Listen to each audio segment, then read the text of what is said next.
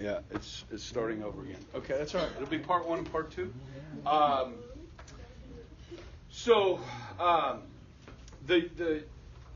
expected to become mothers between 14 and 17. And what you're doing is populating the racial superior German Aryan race, is populating it, okay? From 17 to 21, they have what's called Glaub and Schönheit for women, young women. Faith and beauty, that's what Glaub and Schönheit stand for, faith and beauty. Physical fitness, group activities for women. Okay. German youth, Hitler Youth replaced family. It replaced school in many ways. It was anti-intellectual. Students were equal to teachers. Community, commitment, obedience, and service. No individuality, no independence, unquestioned loyalty to Hitler and the state. What the Germans did was raise a generation of stupid people that could not think on their own. They learned how to take orders, and they were taught how to think. Not think for themselves, but taught what to think. Does that make sense? Yes? Okay? You have an obedient population that is loyal to the leader, to the Fuhrer. Okay?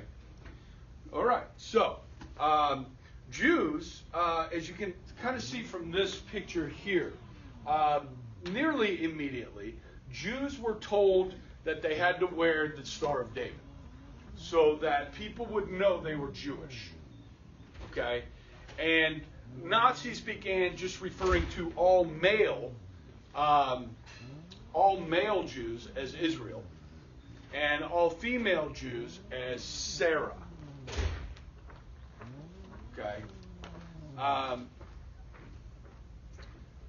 And then, of course, you would... so as we get into this a little bit further, you get the Jewish, business owners, a bookkeeper, or a bookstore, or a doctor, any type of store or business, you had to put the Star of David on the door or the window of your business so that people could choose not to use your services. Okay? Because they knew you were Jewish. Okay? They had to identify themselves. Yeah, here's some of those armbands being passed out. Okay.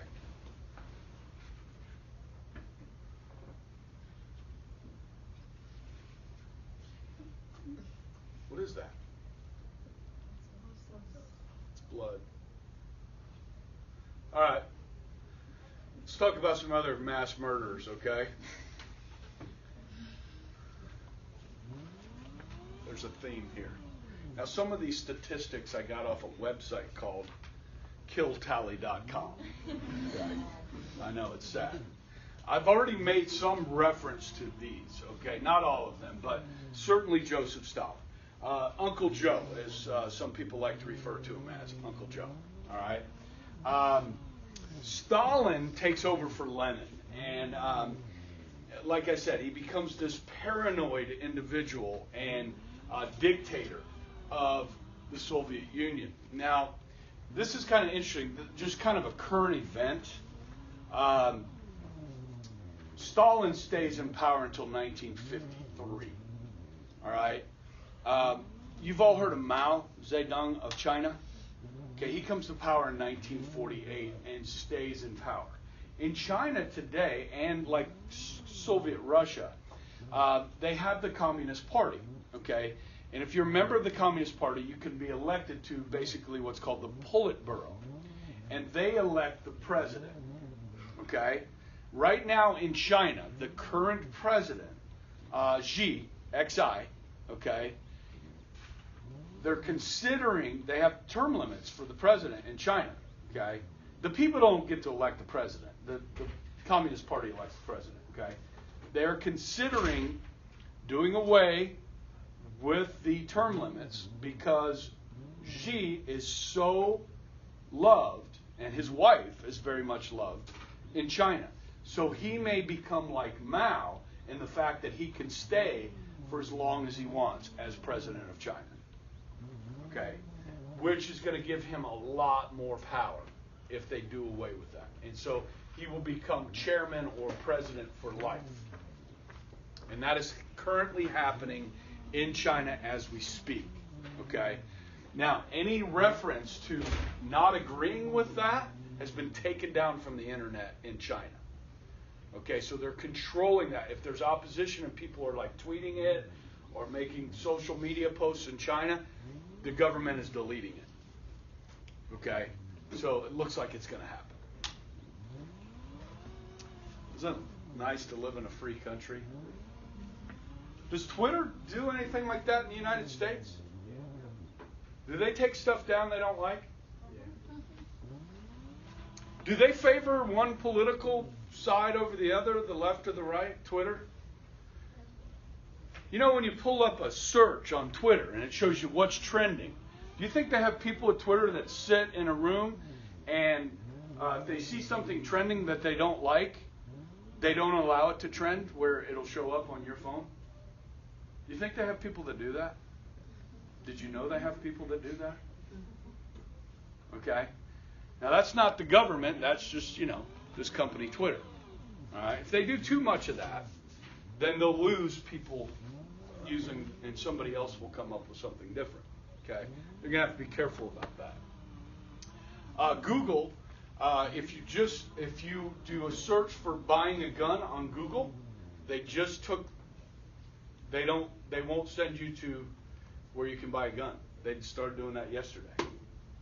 I heard if you look up AR-15 or like just a gun, like go shopping, nothing. Yeah. Just find out. Just do it. You got a phone? You got Google app? Yeah. Actually, no, I don't have Google app. I have Safari. Well, I do, but my phone's being used. I have it. You got Google app? Try purchase AR-15. Walmart and Dick's Sporting Goods. Yep. So, what's going to happen? Those people are going to lose money, aren't they? Yeah. I mean, nobody goes to Walmart to buy guns anyway. Well, actually, I think they do, but Well, it's cheaper. That was just something for a used shotgun. is it? Yeah, you can get a used shotgun for like $150 bucks. Okay. Right now, you can at 18, but we'll see. Yeah. Yeah. I don't turn 18 until May. I'm worried. You might be out of luck. I wanted to get a gun the day I turned 18, but it looks like I'm not worried. You might be out of luck. Yeah. Hey, my girlfriend turns 21 next February. Look out! Let's talk about Uncle Joe. Did anything come up? You have service? Did it take you to a website? No, I mean, it just took me to like the... Yeah, it just says discounts in the automotive rifles. Like, I mean, and then it's just like, it gives me options. But like the No, first one, mine still lets me do it. So, I googled AR-15 and hit shopping, and there's nothing. Oh, really? Ah, It shopping. popped up on mine. There you go. yeah. Nothing on mine. No, I can't. Yeah. I mean, Yeah. So, you want to buy a shop for a gun online? You go use Google. They're going to lose business. Okay. All right.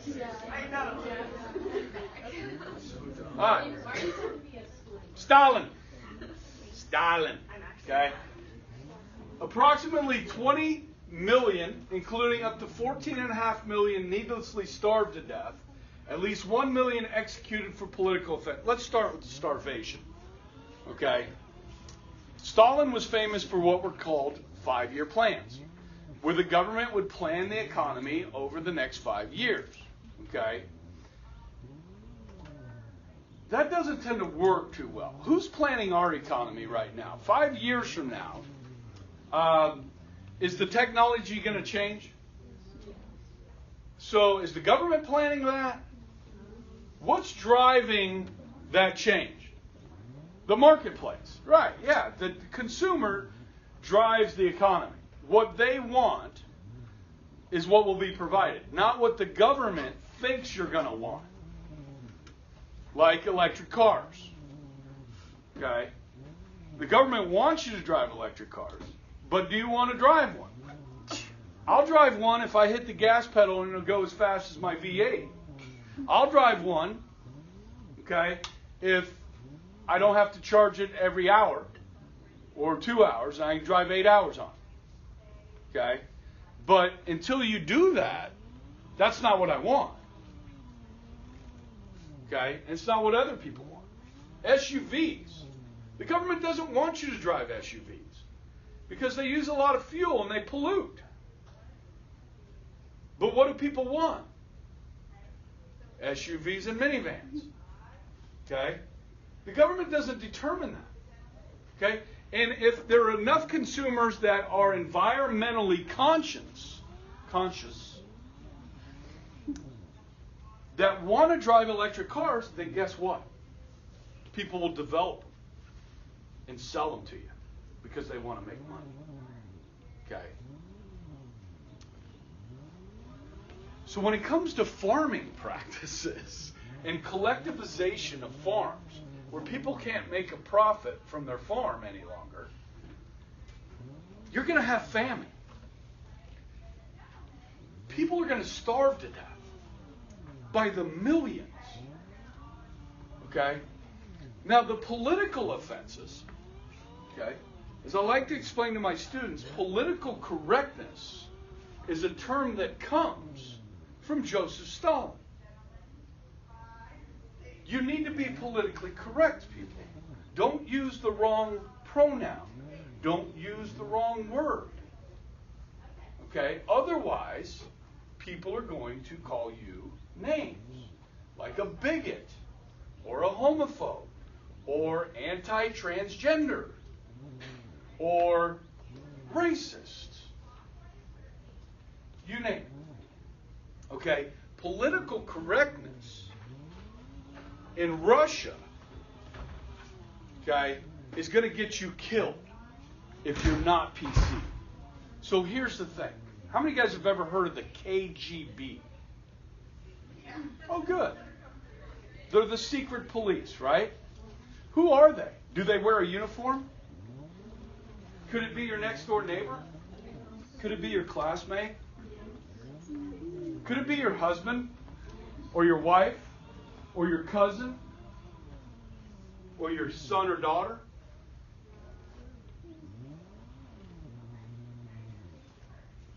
So if you say the wrong thing politically, what happens is there's a knock on the door. And they come and take you away. And they send you to the gulag. Now, the most famous gulag is in Siberia. Okay?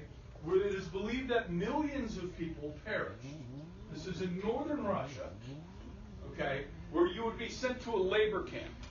And you would work, but they wouldn't give you enough food to sustain life.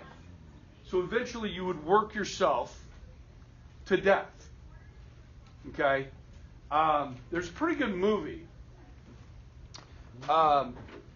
called the Long Road Home, or something like that, that starts in the Russian gulag in Siberia. And these 5 people escape. And it's based on a true story. One of them in the movie's an American, and I don't know if that's part of it or not. But this group of 5 people, one of them was blind from malnourishment and so forth. But anyhow, I think maybe 2 of them survived. But they walked during World War II from Siberia to India. They escaped and walked all the way to here. Okay? It's a cool movie. It's like The Long Road Home or something like that. I think it's on Netflix. Huh? How long is that walk? I would say at least like 1,500 miles. Well, like, how long did it take them? Like 2 years. Yeah. Yeah. Some of them died along the way, and then they picked up a couple people along the way as well. It's crazy. But this is scary stuff. They would pit husbands against wives. Now, this is why I wish I had more German students. See, in East Germany, when the communists took over East Germany after World War II, their secret police was called the Stasi. And by that time, they have recording devices. So they start, they're wiretapping people. Okay, and anybody that's seen that might be anti-communist, they start wiretapping. And then you say the wrong thing, politically incorrect, you're gone. Okay? So at least 1 million people executed for political offenses, for being politically incorrect, for disagreeing. Okay? At least 9.5 million more deported, exiled, imprisoned in work camps, with many of an estimated 5 million sent to the Gulag, never to return alive. Other estimates place the number of deported at 28 million, including 18 million sent to the Gulag. We don't know for sure how many. But Stalin just didn't care. He had enough people, and once we get into the war, he has an almost unlimited number of people to just use as instruments. Okay? So like when they tried to build a canal from St. Petersburg up here down to Moscow, they're building this canal, and people would work. They would work them till they died, and they would just bury them in the dirt that they're digging out of the canal. They would just bury them right there. Bring in more workers, work them until they die, and bury them right there. I think that's kind of how they built the Great Wall of China, isn't it?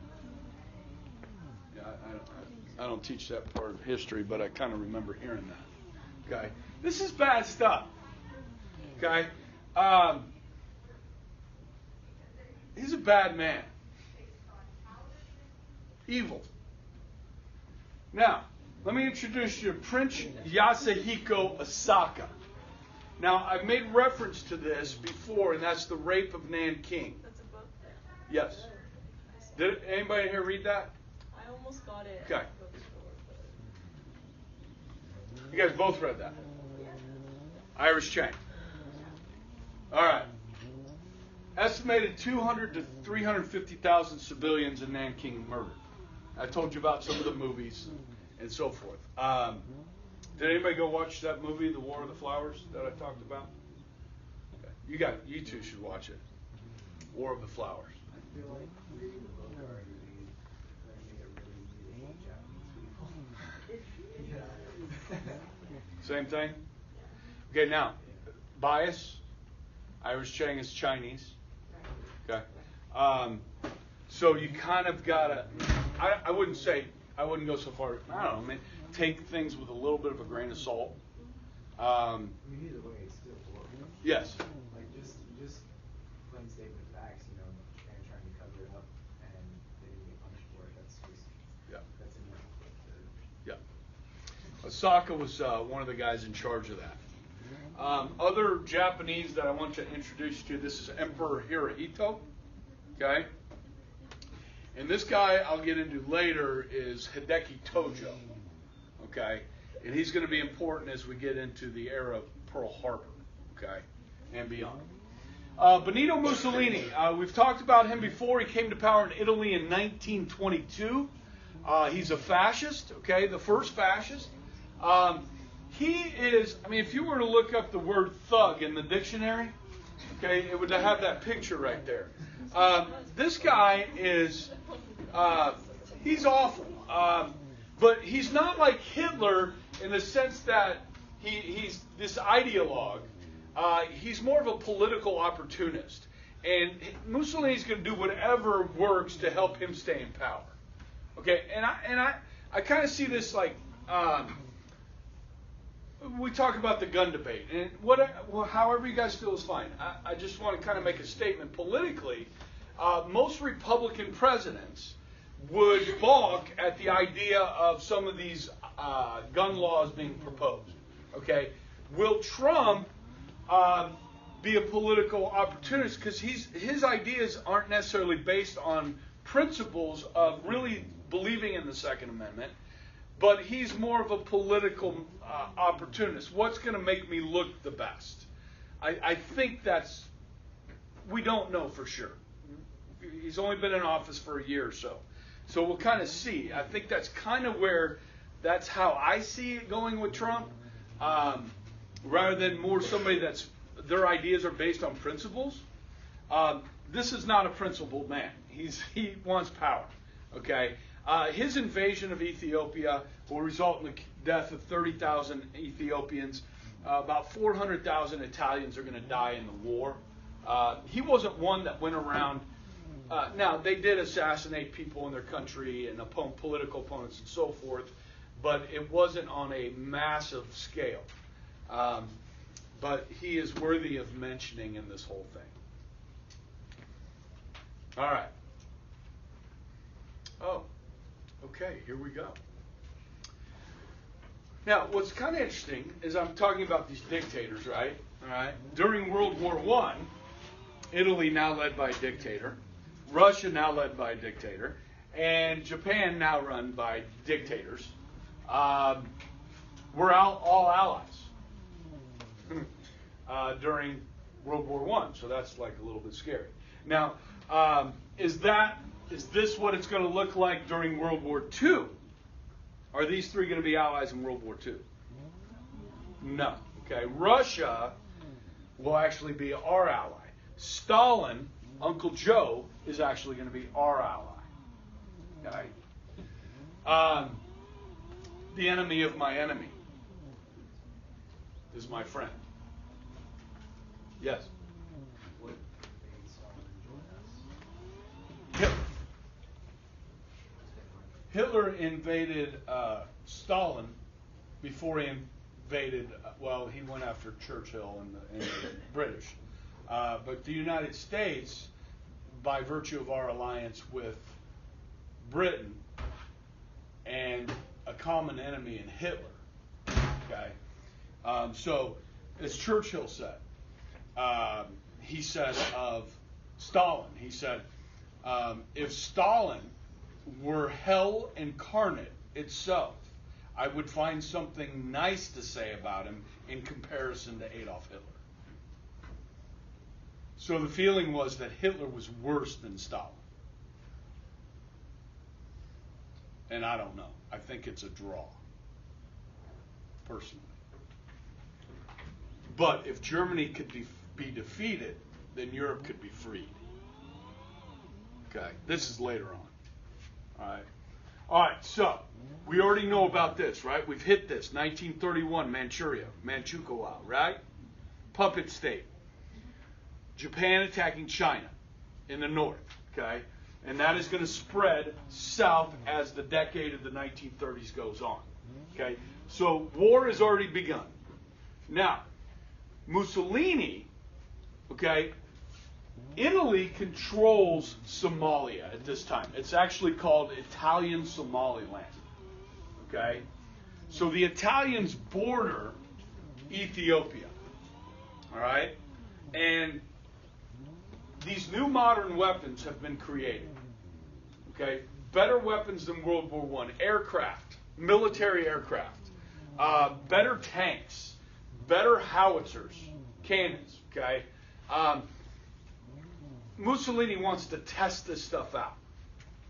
And Ethiopia is a perfect opportunity to do that. Ethiopia is a backwards country. It is very divided by tribes. They do have a president. His name's Haile Selassie. Okay? But it's still a very divided country. And so, actually, the tribes from around Ethiopia did join Haile Selassie. And as the Italians started moving troops on the border with Ethiopia, this is Selassie right here in a speech before the League of Nations, asking the League of Nations for help. He says to the League, we are about to be invaded by Italy. We will not be able to stop them. Will you help us? Will you help us, please?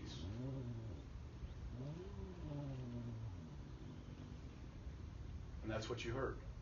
Silence. Nobody stepped up.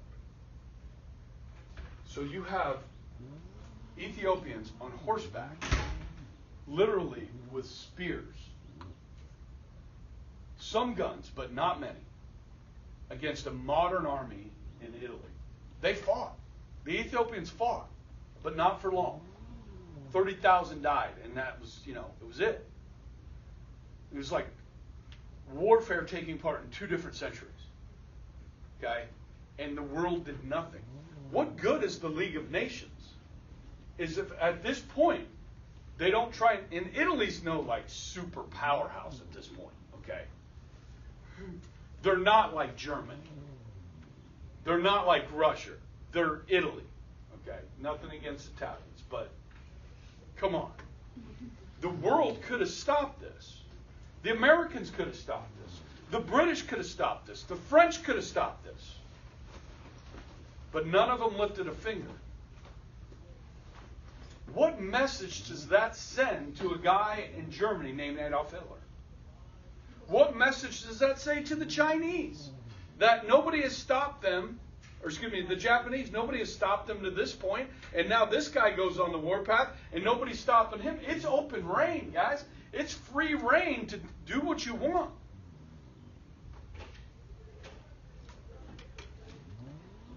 There's nobody in the world to do this. You look at 2018, guys.